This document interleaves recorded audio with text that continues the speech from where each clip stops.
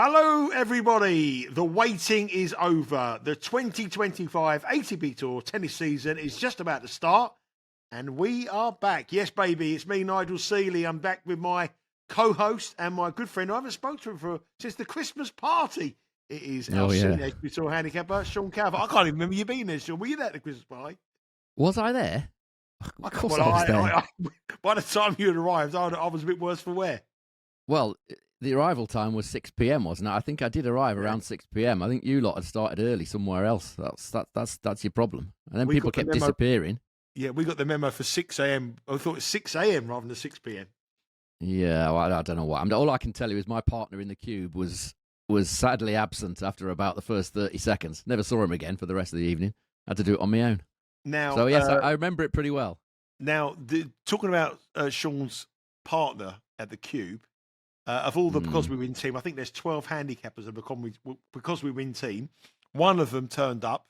One of them went AWOL very early, and it's a very heavily favourite in that betting heat, and the favourite obliged. Who was that partner of yours? He was about, what, 1 to 16? Yeah, who was it? What was his name? It was Mr. Simon Holden, is his name. Simon Holden. Yeah, he would have been my first pick in that particular sort of category of things that we were doing. It's all sort of mental and physical dexterity, isn't it? After about 1 or 2 drinks, shall we say, I didn't fancy my chances as soon as I got picked with Simon. To be fair, lovely bloke, but I didn't fancy him sticking around, and B, I didn't fancy the chances of him doing any of the tasks. Every time it's the going gets tough, Mr. Holden gets going, that's for sure. Anyway, enough of that shenanigans. It's the new year. Happy Christmas to you, Sean. I haven't spoken to you since Christmas. Happy Christmas. Have a nice Merry Christmas. Yeah, well, Lagan did. He went to Lapland. His mum took him off to Lapland. I refused to go, of course. He's a bit young for that lap dancing club in Southend-on-Sea, isn't he? They don't have them in Southend anymore. Well, not that I know of, anyway.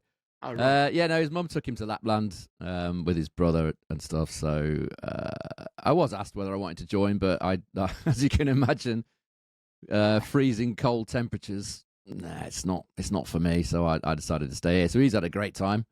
I'm not a massive fan of Christmas, as you probably know. Yeah, I'm not. Yeah. No, I don't like this idea of forced fun. No, it's not for me. Being told you got to eat turkey on a certain day. You've got to go and see people. I can't be doing with that. So it was business as usual here for me, to be honest. Are you looking forward to the start of the tennis season? Love the start of the tennis season. I'm not keen on it starting this particular week, I have to say, because it's a strange one, because it's still holiday time, isn't it? It's Lagan's birthday in a few days. He's having 2 parties. Don't ask me. Don't ask me why. It's we haven't got time, but that's all going to happen. So it just still feels like it's kind of Christmas time, doesn't it? And they've started already in the tennis, haven't they? So it's it's no rest for the wicked, as they say. The 2 parties surely must be family and one for friends. No, don't go into this. It'll take too long. No, I want to know about this. This is the content I want to know about. Why is it? I don't think people are interested in this. They are. Believe me, they are. Why is it 2 parties? Because his birthday is January the 1st. He wanted to do paintballing. Right, so I booked this paintballing place. I said to this guy, are you open January the 1st? Yes, he said. He said, book it online, no problem. Booked it online, told everybody. He rang me back the next day, yeah, we're not open New Year's Day. So then there was a bit of an argument, as you can imagine, at which point he claimed that it wasn't him that replied, it was somebody else using his email and all this sort of stuff.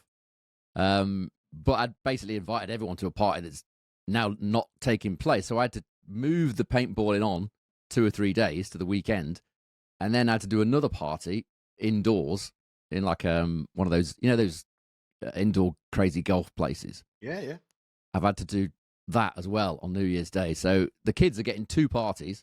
It's costing me a fortune. Now that must hurt you, right? Them putting that card payment through on those 2. Cool. I wasn't wild about it, but he hasn't had a party for hey. How old is he? 10, 11? He'll be 10, yeah. He'll be 10. So he's got like 10 or 12 mates going to each one. So, yeah, this is costing me an unfortunate amount, to be honest. We need some winners on the tennis season to pay for the parties. The 2 parties. Wait till he's 18, 21. You wait till them parties come along. He can go out on his own then. I don't have to organise it all. I'm looking forward to that. I keep telling you, Sean, it's not that. It's more expensive as he gets on. When he gets to 18, 21, it's more important. Anyway, we've got 2 tournaments this week on the ATP Tour. Welcome on back. Hope you enjoyed. Please subscribe to the YouTube channel. Make sure you give us a like, give us a comment here. Good to be back. Really good forward. Listen to Sean's stories. I can listen to them all day rather than the tennis tips, actually, to be fair. But we have 2 tennis tournaments this week. It's a very, very tricky time because we're recording this on the Sunday. I'm in Dubai. I've come away for a bit of sunshine before the start of the tennis season. And obviously the tournaments actually have started today. So if you head across to the Bet Rivers app and to the website, you might see some of these prices are suspended. But we're going to give you a little bit of insight. When the markets come back up, you may be able to use this and get some advice. But we do have some match bets as well. So we're going to start off with a tournament in Brisbane over in Australia. And before we go on to the Brisbane tournament, Sean, before we talk about the stats and the trends in Brisbane, it is a very, very important time of the season for the men's game. I know you like to fade favourites, and traditionally you're not a person who likes to bet favourites. You always look for the underdog, as anyone who's watched this show or followed us for the last couple of years will be aware. But this time of the season, we're straight into the Australian Open in 2 weeks. It's a time that people want to get off to a very, very fast start, and ultimately favourites do quite well at this time of year. I think it's about, to be honest, just statistically, it's about average. The underdog winners in Brisbane and Hong Kong, it's about the same, 33%, which is kind of about the tour average, to be honest. I don't like to have too many bets in the first week because we've got no idea what these guys have been doing for the last sort of 6 weeks, 4 weeks, whatever. Some of them we've seen play exhibitions and stuff. Some of them have got, for example, Djokovic is working with Andy Murray now, maybe some new ideas, and several players are in that sort of same boat, lots of new ideas coming in, maybe working on things that, they wanted to improve for the new year. This first week is when they're going to be trying those things out. They might have picked up a little injury during training. They might have recovered from an injury. It's kind of pot luck.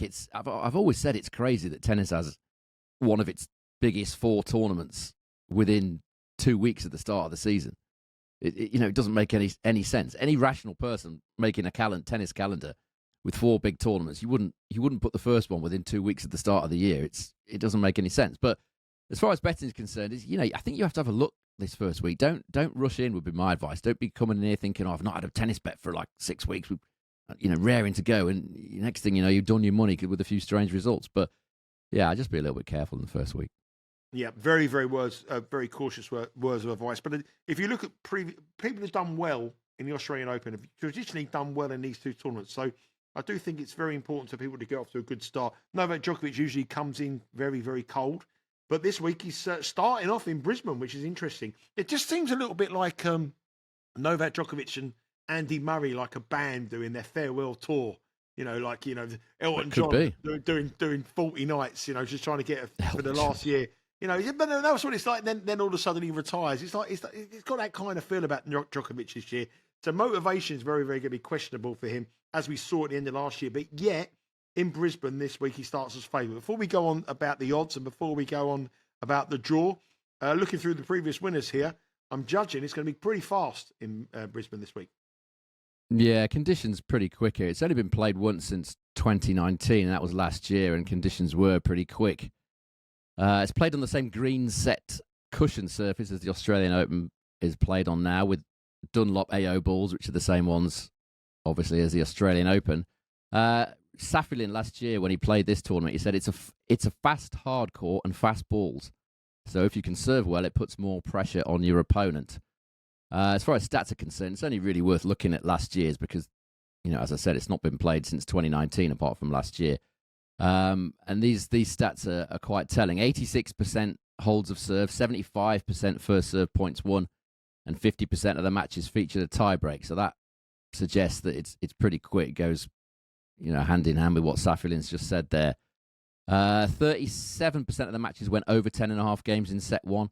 And that equates to odds of around about 2.7 plus 170. So that's the sort of price you would be looking at getting if you were backing over 10.5 games in set 1. As I said, underdog winners, bad average, 33%. That's going back over previous editions of Brisbane. It's not always been played in this first week, but it's been moved around a bit. These Australian tournaments have chopped and changed quite a bit over the last sort of 5-10 years. As far as the weather's concerned, unsettled is probably the best way to describe the weather. Rain and thunderstorms Tuesday and Wednesday, varying temperature from about 26 to 30. Not really hot, but quite humid because of the thunderstorms that are around. If you're looking at trends, a lot of people like to look at the trends for these tournaments. 4 of the last 5 winners have been priced up between 5-1 and 7-1. So certainly one for the market leaders it has been. The top seeds won it 5 times in the last 12 editions. No qualifier has ever been past the quarter-finals here. And the winners have tended to be players with an attacking game, as you sort of mentioned earlier. Dimitrov, Kyrgios, Raonic, Nishikori. These are the kind of guys that have won this in recent times. So it tends to go to the more attacking players. You can play a lot of first strike tennis in these conditions. Let's have a look at the draw.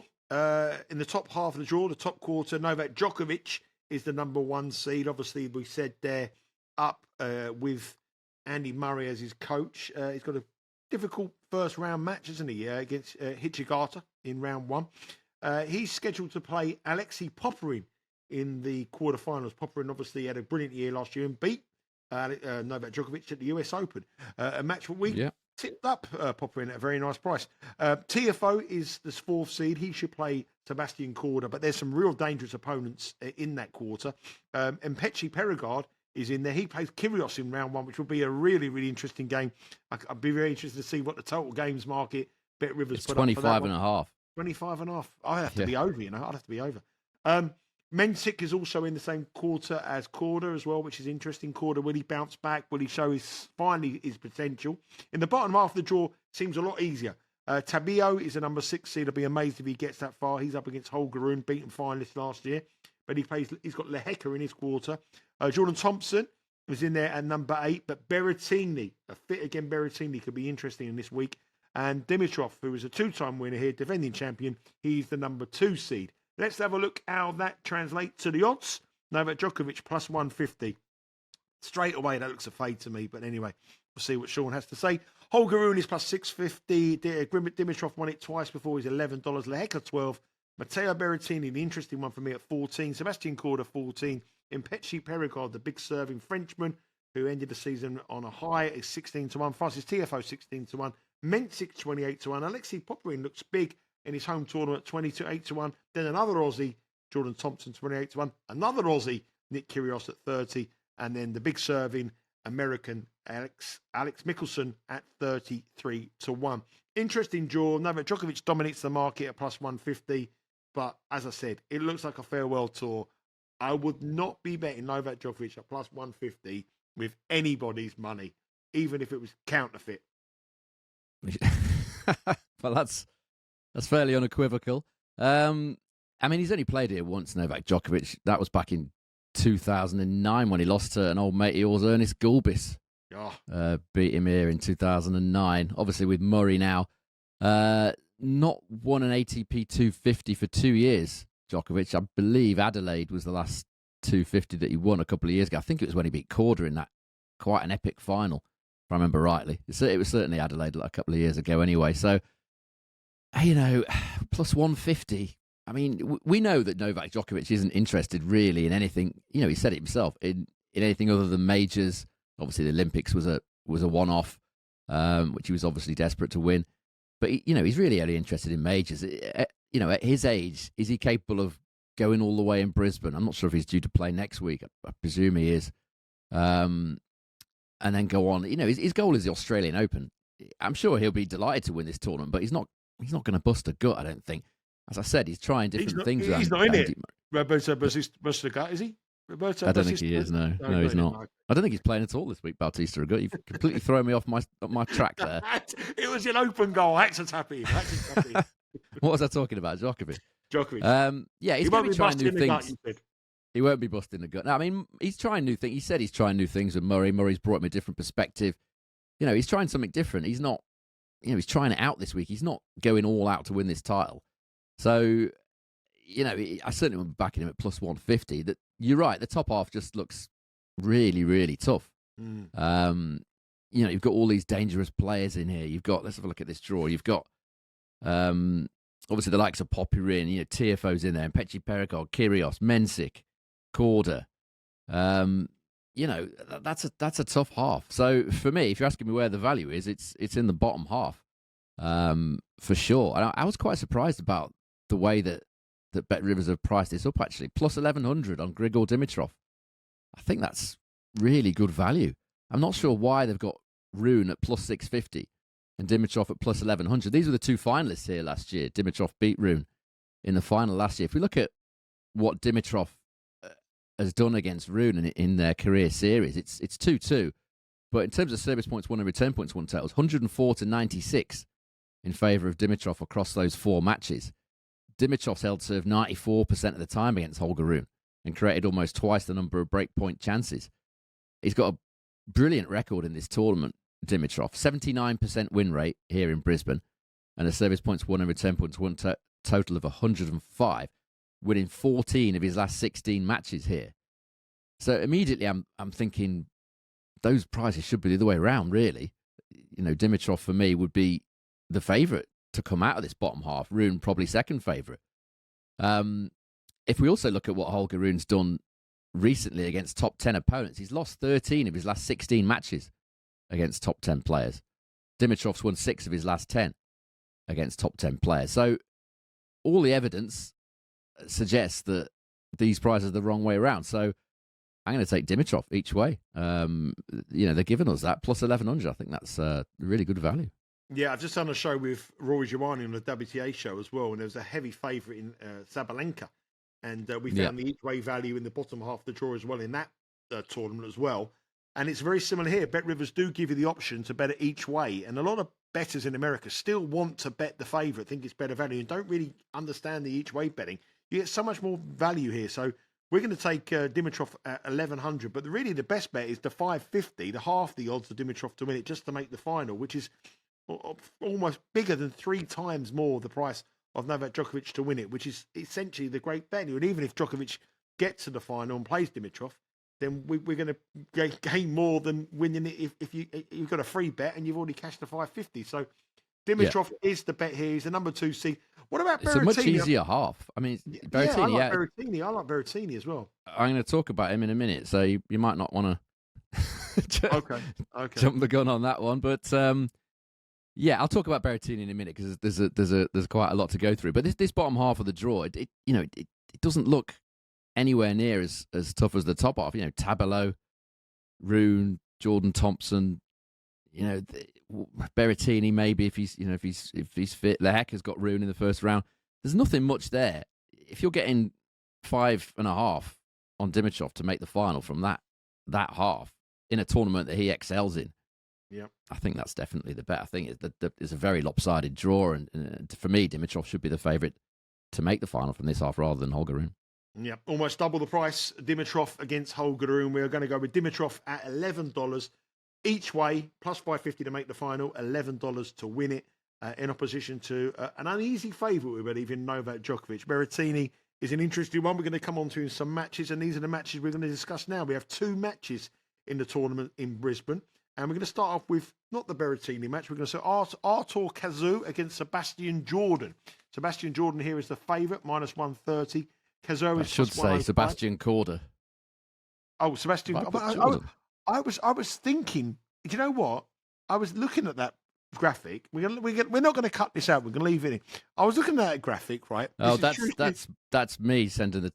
It's auto corrected from Korda to Jordan, and it's just been pasted on there. That's what's happening there. I was looking at that graphic, right, and I was thinking, this Sebastian Jordan must be some 16-year-old kid that Sean knows all about that he's going to make a big case for. So I thought, because I'm abroad in Dubai, I thought, well, I don't know this Sebastian Jordan. I was just about to say, I know nothing about Sebastian Jordan. It's an autocorrect. Please explain to him what he's all about. Anyway, Sebastian Korda, minus 130 against Artur Cazaux at plus 105. The spread is 1.5. The total here is 22.5. We do know a lot about Sebastian Korda. We do. He is a player that has never done the business for us. We always we can never read him right. When we're with him, he doesn't do any good, and when we're against him, he wins. But one thing we do know is these two have met once before. It was on clay back in 2021, and the Frenchman won in straight sets 7-6, 7-6, 6-4.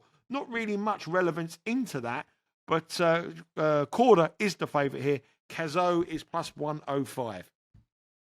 Yeah, this was going to be my first bet of 2025, actually, Artur Cazaux. It would have been if it was against Sebastian Jordan. It would have been a great price. But Jordan, as it's Sebastian Korda, it's not a good price now. It was when I wrote all this down last night, his odds were he was 2.48 plus 148 Cazaux to beat Korda, which would have been a great bet, but it's come in massively, hasn't it? From plus 148 now it's plus 105. You can kind of see why the price has come in. I mean, Cazaux's got a very good record in this part of the world. He's won 13 of the 15 career matches he's played in Oceania. And of course, he's beaten Korda before, as you said, on clay at altitude in Madrid. He's a former Australian Open junior finalist. He's won the Noumea Challenger, which is kind of New Caledonia, which is quite a few miles off the coast, sort of South Pacific, off the coast of sort of Queensland that way. Made the fourth round at the Australian Open here last year, beat Holger Rune, Laszlo Djere, and Greek Spore, and lost to Hurkacz, a couple of tie-break sets in that match. Korda's got a very good record here as well, actually. He's 23-9 win-loss in Australia and New Zealand. He's a former Australian Open junior champion as well, Adelaide finalist. But the crux of this is that Korda hasn't played since the US Open due to an elbow problem. He had elbow surgery in October, not played since then. Certainly not competitive. I don't recall seeing him in any exhibitions either. And the last time that Korda had a similar break from the tour, i.e. 3 or 4 months out injured, he came back to the tour and he lost 3 of his first 4 matches back to Hugo Grenier, Roman Safiullin, and Sebastian Offner. So there's evidence to suggest that Korda is someone that takes a little bit of time to get his rhythm back, get his game back after a fairly serious injury. And Cazaux is a talent. You know, his season last year was interrupted by injury and illness. I think he fainted on court, if I remember rightly, in one of the matches. He had a lot of health problems, but if he can stay injury free, his game really does suit the conditions in Australia. Very big serve, which is very effective. He won 78% of his first serve points in outdoor hard last year at main level. And when he's on, he can beat the best. He's beaten Holger Rune numerous times in juniors and ITFs and stuff, and as well as the Australian Open. He beat Ben Shelton at the Paris Masters a couple of months ago. So if he's fit and firing, which you would suggest that he is, because he's those results at the end of last year, they were going up again for Cazaux, whereas Korda's coming now back from injury. So that was going to be my first bet, all written down, plus 148 with Bet Rivers. I'm not sure I can put it up now at plus 105. That's a heck of a reduction in price, that. No. Missed the boat a little bit on Cazaux there. Plus 148 was initial play. Plus 105, not so much. Could Sebastian be in play, if he drops the first game or something like that and goes in play and you get 2.3, 2.4, then I'd be interested. But that's just a little skinny now.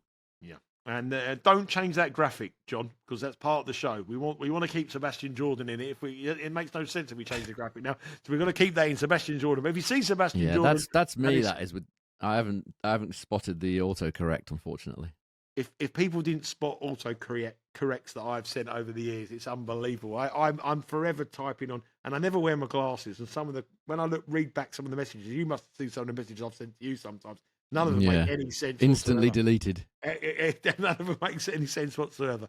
Let's move on to our second match, which is an intriguing match. And I did mention Berrettini sort of caught my eye at 14-1 on the outright mark on the futures. But he's up against Jordan Thompson, who had his best ever year on the ATP Tour last season. And he is Australian. He's in his home tournament, going into his home slam. So he's going to have a huge amount of support. Berrettini is minus 167, which does look very short. Jordan Thompson is plus 135. The spread here is 2.5. The total is 23.5. You would expect the total to be high with the 2 serving stats that these two have. The head-to-head is overwhelming in favour of Berrettini. The Italian leads 2-0, but they were a long time ago. The only thing I will say about Jordan Thompson, he's played two matches in a tournament here that I've been at a couple of years ago in Dubai, the World League tournament. He got beat in both of his matches. I think he got beat by Hugo Humbert and Andrey Rublev. and he got injured, I think, against Andrey Rublev. He pulled out injured against Andrey Rublev. I don't think he actually competed. So that's a little bit of a worry for Jordan Thompson bettors, and hence probably the reason why Berrettini is minus 167 to win this match. Berrettini, let's start. I mean, you're going to have obviously an opinion on this match, but Berrettini is a top 5 player in the world if he can get fit. Do you think we'll ever see Berrettini back at that top echelons of the men's game? No, not really. Top 5, I think, is ambitious. That backhand just isn't good enough. He's certainly top 5 on grass, I would suggest, but that's obviously a very short part of the season. The game's moved on pretty quickly, hasn't it? Since he was kind of Wimbledon finalist. It wasn't that long ago, but it was several years ago. I don't see it. His injury problems have never really gone away. What is he now? 28. I just think his career has been a little bit impacted by the constant injuries that he has. He doesn't seem to be able to go for more than a few weeks or a couple of months without getting some sort of injury or another, which is a shame. But no, top 5, I don't think so. I think he'd do well to get back into the top 10. He might do that. I would suggest that's probably the best that he can do. I mean, as far as this match is concerned, I just think this is a horrible price on Berrettini for me, -167. It's all based on what he's done in Davis Cup, which is obviously very, very good, but he's done nothing on the main tour. Really, he played pretty well on clay last summer at altitude, won a couple of tournaments there. Again, got injured again. But on hard courts, he's done nothing for a considerable amount of time. He's lost 6 of his last 7 matches against top 30 ranked opponents. Thompson is number 26. And as I said, his stats away from Davis Cup, they're not good at all. If we look at the last 12 months on outdoor hard at main level, Berrettini, 38% win rate only, and a service points won and return points won total of 97. Thompson, much, much better, 64% win rate and a total of 103. So some way ahead. People might say, oh, well, Berrettini's been struggling with injuries. Okay, let's go back further. Last 50 main level matches on outdoor hard. It's still Thompson that's ahead on the stats. 60% win rate and a 103 total for Thompson, which is very similar to his 12-month mark. Berrettini is better, but it's still not great. 52% win rate only and a 102 total. So on all the hardcourt stats, both short-term and longer-term, it's actually Thompson that's ahead. I wouldn't be too concerned about him pulling out of exhibition. This is his time of year. It's Australian summer.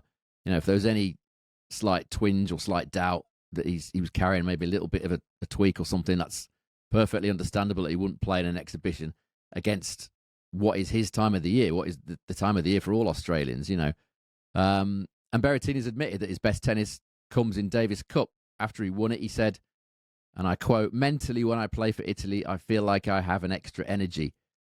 It just seems like he doesn't have that same energy, the same spring in his step, whatever it is, playing on the main tour than he does at Davis Cup. He hasn't beaten an opponent as highly ranked as Jordan Thompson on outdoor hard for 2 years, Berrettini. So he might well win this match, Matteo Berrettini, but -167, it's no good at all. +135, I think, is the value play here on Jordan Thompson. Yeah, +135, Jordan Thompson. Berrettini is an interesting one. I still think the market believes that he could return, especially in quick conditions. I think the market believes that he could be a player that, if he hits a bit of form, but we've seen that 2 seasons ago with players like Dominic Thiem that the market thought would come back and ultimately. Well, I was against that, wasn't I, the whole time? Yeah, it's a fashionable name with an unfashionable price against it, and ultimately it's just a bad price. This on the stats, he might come up and play brilliant and win this in straight sets, but -167, nah, not for me. Okay, let's move on. We've got is that an official play or just a couple of leans there? We got official play on Jordan Thompson. I think +130. It's actually got bigger. This one's actually got bigger than when I wrote it, which is what I want. It was +125, I think, when I jotted this down. Now it's +135. So yeah, I think that's good value. Jordan Thompson is our first official pick for the 2025 season, but we're still in 2024. Work that one out. But anyway, let's move on to the next tournament, and it is another 250 event, and this one is in Hong Kong. And unlike the last tournament, this isn't probably the greatest of events. It's not bad for a 250 event, but compared to the one in Brisbane, it's definitely a weaker tournament. Before we look at the runners and riders and break down the bracket, what are the trends, what are the weather, what do we got to look for a potential winner over in Hong Kong? Yeah, we haven't got any trends, unfortunately, because it's only been played once for like 30 years or something, and that was last year, 2024. So I can only really quote the stats from one tournament. It was played on a green set outdoor surface. It was a kind of a medium-paced surface, not as quick as Brisbane. The stats will tell you that. Last year, 80% holds of serve and 72.2% first serve points won, and 33% of the matches featured a tie-break. So some way down on Brisbane, which is definitely on the quicker side. So that would put it medium. Over 10.5 games in set one here. 30% of the matches went over 10.5 in set one last year. So that would equate to odds of about 3.33 plus 233 if you're planning on backing set one overs. Underdog winners was the same as Brisbane, 33%. It's pretty much bang average for the tour as a whole. Weather here looks all right. 18 degrees to 22 degrees centigrade all week, so kind of pleasantly warm, but certainly not too hot by any means. So less to talk about, unfortunately, in Hong Kong because it's only been played once in several decades. Let's start with the draw. Andrey Rublev, the top 4 seeds all receive byes, and the top 4 seeds are Rublev, Khachanov, Artur Fils, and Musetti. In the top half of the draw, we have Rublev, who will be scheduled to play Martinez. Khachanov will scheduled to play Nakashima. Darderi is a number 8 seed in the bottom half. He will play Artur Fils. Berges, number 5 seed, will play Musetti. There is a couple of dangerous opponents in there. Some young up-and-coming players who've done well on the next gen, who won the next gen. We've got Davidovich Fokina, Denis Shapovalov, who's showing a bit of a comeback. He's in the top half, scheduled to play Khachanov. We have Cam Norrie, who did all right at the end of last season after what was a terrible season for him. Kei Nishikori, obviously a veteran. Lorenzo Sonego is someone we always like at these kind of 250 events. But looking at the draw, Sean, it looks an interesting one. Not a real... I mean, where do you start, really? I suppose the top half looks slightly more difficult than the bottom half. Yeah. At this time of the year, it's very hard to say, really, who's going to come into the new year flying. Yeah, we don't know that. But, I mean, the top half definitely looks... It's a weaker tournament than Brisbane, no doubt about it. But this top half looks stronger. Rublev's first match will be either Safiullin or Marozsan, which is not easy. Jerry Shang's in here as well. Khachanov, who played obviously well at the back end of last season, as did Shapovalov. Nishikori's in there with a wild card. Leonard Tien, who's up and coming, plays Cam Norrie. And Sonego and Nakashima. All those are in the top half of the draw, whereas the bottom half, you've got the likes of Darderi, Zizou, Berges, Nuno, Borges, Davidovich Fokina, and Musetti and Fils. Look, on paper, it looks like Musetti and Fils should contest the semi-finals, but this is the first week of the year, and I'm taking a chance here if I can find him in the draw. Yeah, there he is on Bu, Yunchaokete Bu. That's probably the terrible pronunciation of his name, so I'm sticking with Bu from now on. But 33-1 again, I think that's generous. If we look what Bu did on the Asian swing back end of last year, obviously playing at home. Chinese play, beat Rublev, Musetti, Shang, and Khachanov, and all of those are at the head of the market in this field. The only one he hasn't beat is Fils out of the top sort of 4 or 5 in the betting there. So if he repeats the level that he showed in sort of September, October at home in China, then 33-1 for me, that's big. All he's got to do is, all right, it's slight underdog against Borges. We'll talk about that in a minute.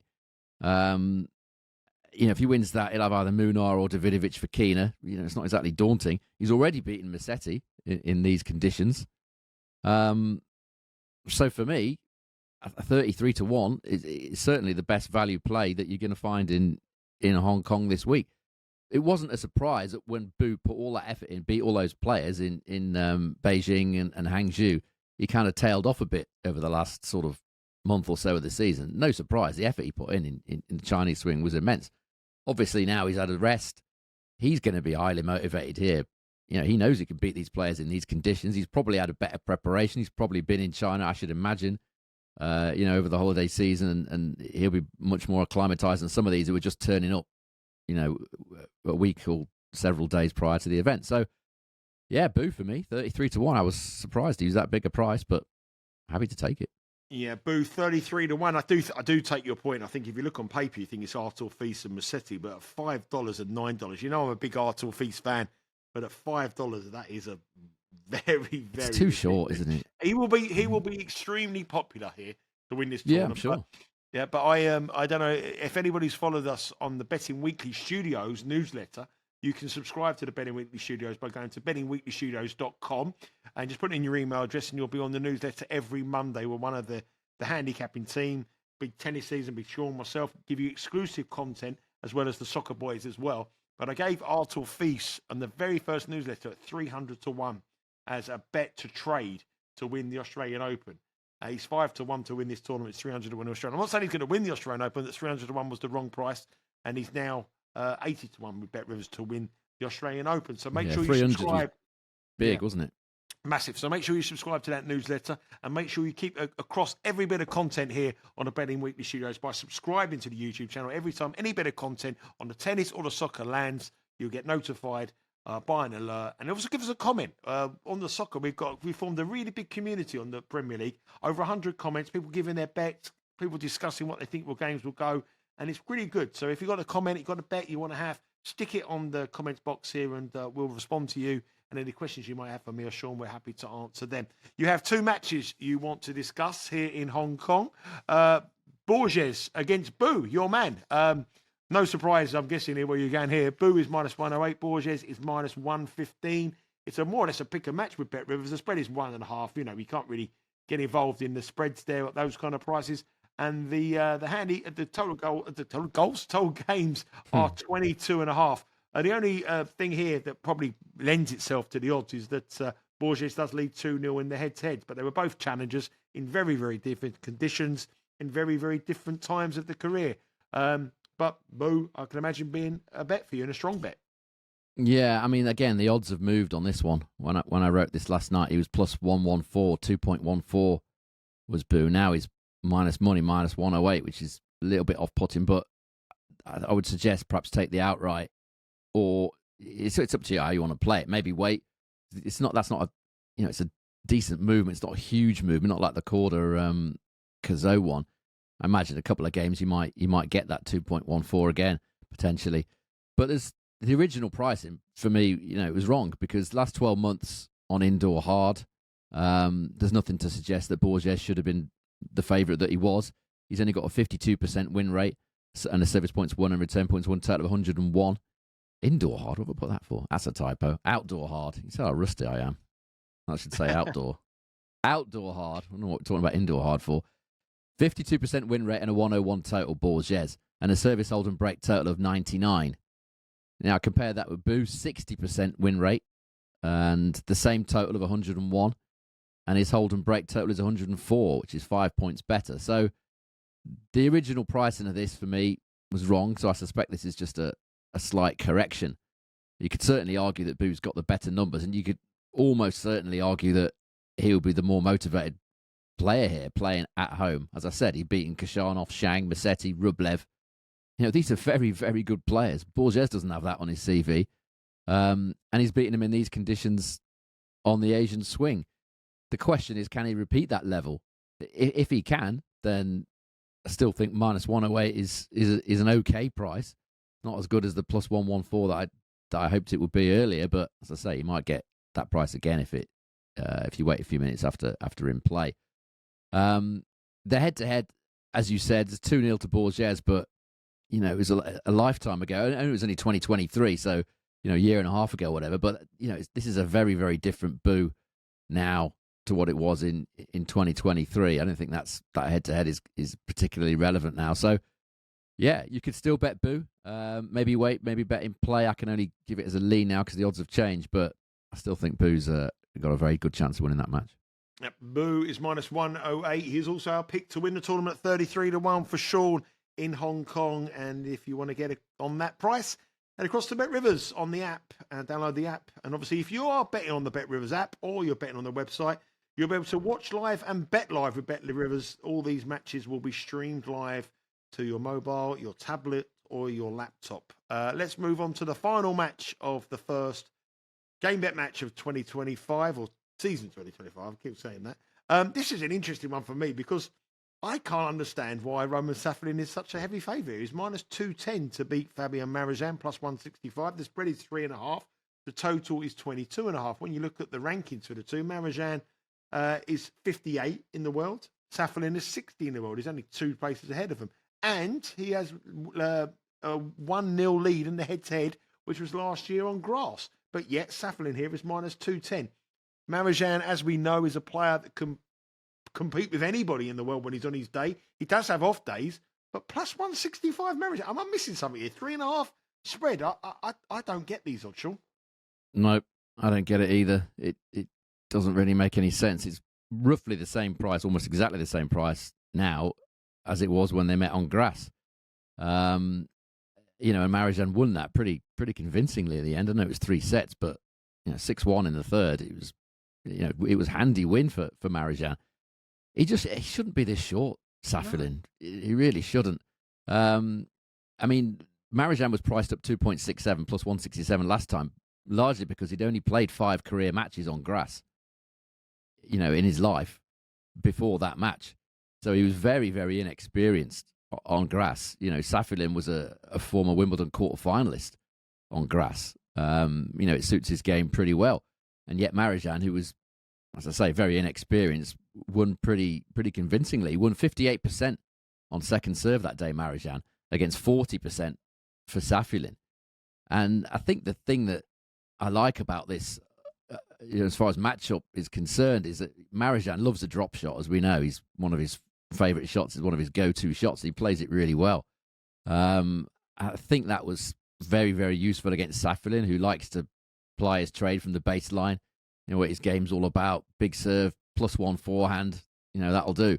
That's his game. He's not a kind of guy that likes scurrying around and getting to the net. He's not the greatest at the net. He's not the worst, but he certainly isn't the best up at the net. He would much prefer to play a player that he can have that baseline rhythm against, which isn't Marozsan. So a matchup thing I like for Marozsan. Statistically, there's nothing really to suggest that. Well, there's definitely nothing to suggest that he should be this short, minus 210. Last 12 months, outdoor hard at main level, Safiullin just a 50% win rate and a service points won and return points won total of 102. Marozsan, 58% win rate, and his total is almost the same on 101, just 1 point fewer. So there's nothing in those stats that should make Safiullin minus 210. It just doesn't make any real sense to me. Marozsan is a little bit hit and miss. He can be great. He's got. I think his top level is very high. Sometimes he just doesn't turn up, which is frustrating if you're backing him. But I think everyone's got their price, and I think plus 165 against this player, this matchup. I'm a little surprised that Safiullin's not playing Brisbane. Actually, he tends to play well out in Australia, where it's very, very quick. Maybe he couldn't get in on ranking. Maybe the Brisbane tournament was too hot for him. I don't know, but that would be perhaps the only reason why he's playing here, where it is a little bit slower, which I think will suit Marozsan as well, and not suit Safiullin quite as much. So plus 165, I think that's value. And what I try and do on this show is try and point out the value where it's there. I'm not saying he's certain to win or anything, but you have to take the value, don't you? And that's it for me. I couldn't agree more. I looked at all the prices you sent through, and I saw that plus 165. And if I was pricing this match up, I'd probably be around about minus 130 Safiullin. So I thought Marozsan offered huge value. He's at 58 in the world, Safiullin 60 in the world. Safiullin did win a challenger event at the end of last year in Bratislava, and they're probably looking at form. But this is a new season, new start. Very different. And out of the two of them, Marozsan is the much more talented player, I think. I'm not saying more variety, for sure. Much more talented. And in the start of the season, he might feel a bit more confident. So totally agreement of you, plus 165. I would, though, play the plus 3.5 because I would probably take the 3.5 or even play the plus 2.5 with BetRiv as well. Move the toggle down and play the 2.5. Yeah, that's certainly an option that I considered. I like to go for the plus money where I can. So, yeah, I mean, you want to play it more circumspect, you can take the plus 3.5 or 2.5 or whatever. But yeah, I've just gone for the money line here. Keep it simple. Yep, there it is. They are our previews of the two tournaments this week. Head across to the Bet Rivers app now. Tournament has started, so the odds may be suspended, but as the day progresses today, you'll be able to see the markets go up and you'll be able to get your bets on. So, Sean, just give us a little bit of a recap on where we are betting on the first week on the ATP Tour. Yeah, I'll just start with Hong Kong because I've got that open on my page. So, Fabian Marozsan, as I just said, plus 165. Bet Rivers to beat Safiullin is the match bet there. The outright 33-1 on Boo. That's each way there. You're getting obviously 16.5 to 1 for him to make the final. I think that's excellent value there as far as the outright's concerned. Now moving over to Brisbane, the outright there again. I think it's a very good price that Bet Rivers have given here, which is 11 to 1 each way. Grigor Dimitrov to win that tournament, defending champion. And the match bet was Jordan Thompson for me, plus 135 he was to beat Berrettini. That's it. And unlike most of the weeks on the new season, we're only just do one show this week because Sean has obviously said it's his young lad's birthday. I'm away in Dubai, and we're going to come on. But we will put some picks up later on in the week if the opportunity arises. We'll put some picks up on the social pages. So make sure you give us a follow at Because We Win on Twitter, or X as it's called now, and on Instagram as well, at Because We Win. If there's anything we like in the week, we'll put a little, Sean might do a little message later on in the week. But for the shows this week, it's just the one show. Next week, when I return back from my holiday, we'll have 3 shows a week, every Sunday, Tuesday and Wednesday. And in the Australian Open, we'll be doing 4 a week as well. So there's going to be a lot more content coming your way. Also as well on the soccer, Betting Weekly Premier League is doing well at the moment. And also Betting Weekly Extra Time with the guys in the European Tour. Steve Wiss and James Eastham are absolutely smashing it. They're about 27 units up already on the season. And with loads of stuff there coming up, make sure you subscribe to the channel. And finally, Betting Weekly Live every day at 11 o'clock Eastern Time. We have one of the handicapping team who'll be on giving you the best bets for that particular day. Sean will be on with the tennis as well, tips from away here. Roy Giovanni will be on as well, and also the football team as well. It's been an amazing few months in terms of subscribers. The tennis is back now, so please pass this on. Please give us a follow. Please subscribe. Please give us a comment as well. And what we'll do is we'll answer any comments. We want to grow this community. We want to grow the Twitter following, and with your help, we can do so. Sean, thank you very much for your time. And I think the only thing we should say is have a very, very happy new year, my friend. Enjoy yourself. Thank you. You too. And I think I'm going to speak to you in 2025. So I'll speak to you next year. Yeah, next year. It's been a while, and now we have to wait for another year till we speak again. Something like that. Take care. Enjoy your birthday. Don't spend too much, and there's 2 birthday parties. It's already done, that is. Yeah, good luck with your bets, and we'll speak to you all again next week. Take care.